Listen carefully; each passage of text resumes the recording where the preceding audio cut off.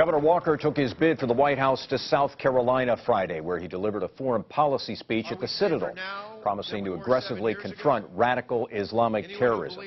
Back home, Wisconsin Democrats touted a plan to make elected state officials who are seeking higher national office reimburse the state for their travel and security costs. They're calling it the Taxpayer Protection Act. We're talking now with Democratic State Senator Dave Hansen, who joins us from our Green Bay affiliate, WBAY-TV. Senator, it's good to have you on the program. You're one of the co-sponsors of this legislation. Why do you feel this is necessary? Well, I think it's a lot different than we've ever had with a governor. This governor is basically running for president of the United States.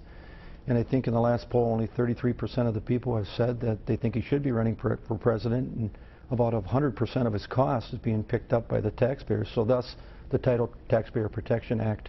We think it's absolutely necessary for a monthly review of what he is doing, his itinerary, the purpose for his travel, and transportation costs, room and board. And you know, his security costs in 2014 was $2.4 million, and compared to Governor Doyle in the past, that's about 4 times more than he paid. That being said, it's about taking care of the taxpayers in the state, the hardworking men and women who deserve to know on a monthly basis how much money is being spent out of their pockets.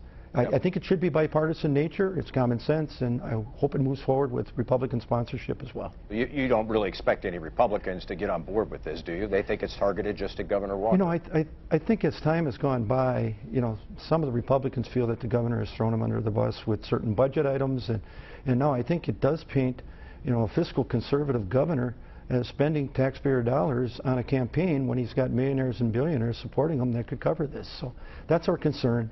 I think it's a wise move for Republicans to say, yes, Governor, you should be transparent, you should be accountable, let us know why you're going, the purpose, and if it's not about state business and creating jobs here in Wisconsin, then you have a responsibility to have your people pay for it. Real briefly, the governor's campaign says, hey, the political action committee, the governor's political action committee will take care of all of this. It is being paid for. Why do you need this? Well, I think currently they've spent maybe like $39,000. No word yet on his trip to Israel, no word on his trip to Germany or France or Spain, and no word on how much the expenses were for Canada. And, you know, a lot of that you can argue, and he can argue that it's about state business, but this is unlike any other governor. And this wouldn't just be about Governor Walker. It would be any state elected running for Congress or the president, that they would be held accountable on a monthly basis where they'd have to turn the information in to the Government Accountability Board. It just makes absolute sense. Let me switch gears, Senator, for just a moment. Reed Hall, who was serving as the head of the Wisconsin Economic Development Corporation, stepped down, announced his retirement last week. You've been critical of the agency's performance, I think at one point calling it an epic failure. What do you think should happen next with the WEDC? First of all, we predicted this back when this came forward in 2011. It was based on the Indiana model that had failed. It opened itself up to cronyism, and in this case, almost $1 billion that they have put out there, 60% or so has gone to, you know, what we'd say would be cronyism and Governor Walker's campaign donors. So our concern from the beginning is that it wasn't fair, it wasn't right. And I think if you're going to set up a new structure, maybe it should be more locally invested and maybe more for small business startups, that kind of thing, rather than giving the big money to the big folks and not tracking it, and the interest not being paid, the loans not being followed. And there just hasn't been, again, we talked about accountability and transparency, and it's been an epic failure. I'll say it over again. I think Reed is a gentleman, but I think he was put in a position with a rogue agency that had very little chance of succeeding. And the chairman of the board, the governor, has basically stepped down. So it's an admission to me that it's a failure.